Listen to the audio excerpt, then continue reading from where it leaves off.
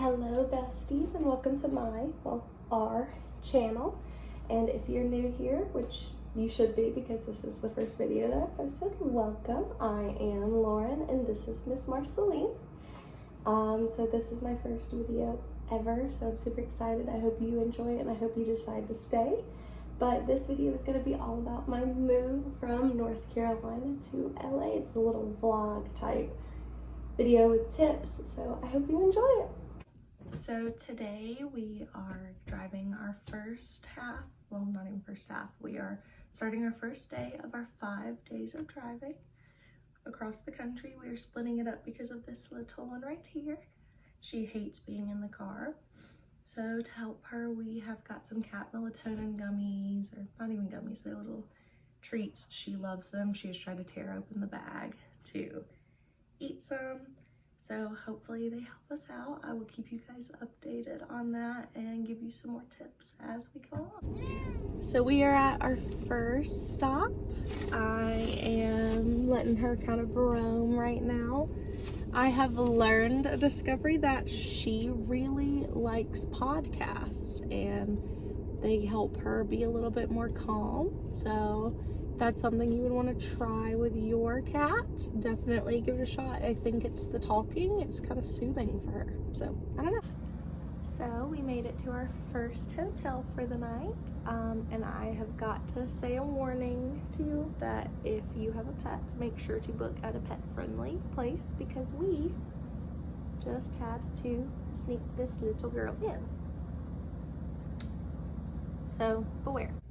So nothing super exciting happened on our second day of driving. The little girl slept most of the time, and now she has found a little perch for her to look outside.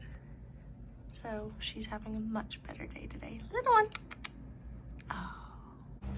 So we have finished our 4th day of driving. We are officially closer to LA than our home. And it has been really good. I found this insane podcast that has like changed the way I've been driving. Like I'm just so hooked on this podcast. It's called To Live and To Die in LA, which I know kind of feels weird to listen to that when I'm about to be moving there.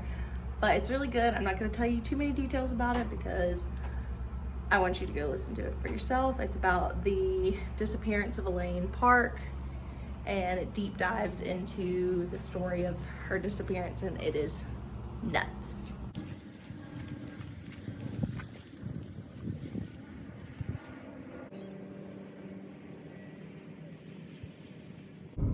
So we are stopped at a truck stop. That was a hard word for me right now. I'm sure you can see the trucks kind of riding by in the background. So we are stopped at a truck stop. We are 2 hours and 45 minutes away from Vegas, so we probably won't have to stop again until we get there. We're grabbing lunch right now. Then we're gonna get there, walk around the strip a little, let little girl chill in the hotel because as I've probably already made it very clear that this is a stressful experience for her. And so when she gets to the rooms that we've been staying in, she's just kind of been like knocking out. Like she's been sleeping, which I'm glad.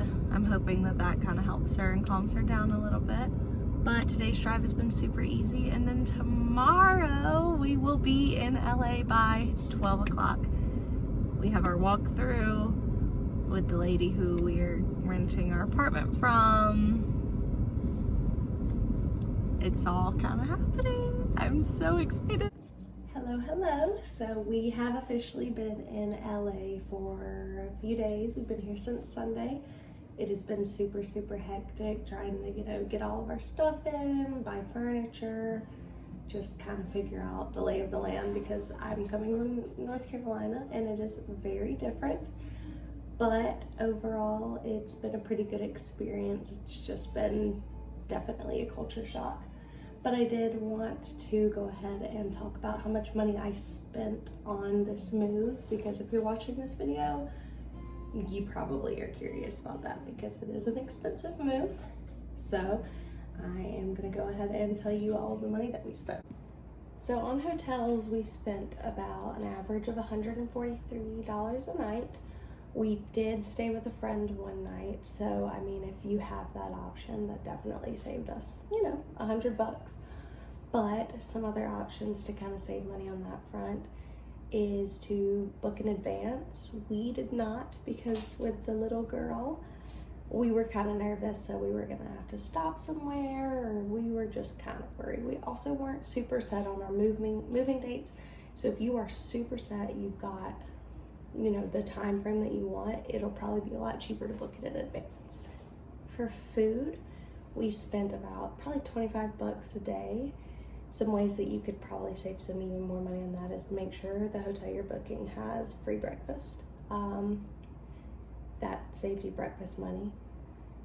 I mean, we ate out at like nicer restaurants, not super nice, but like restaurants. So you can always just do fast food for the time that you're gone. Also, I mean, you could do longer days unless you're with a pet. That's kind of why we did, 8 hours max driving, because we didn't want to stress her out.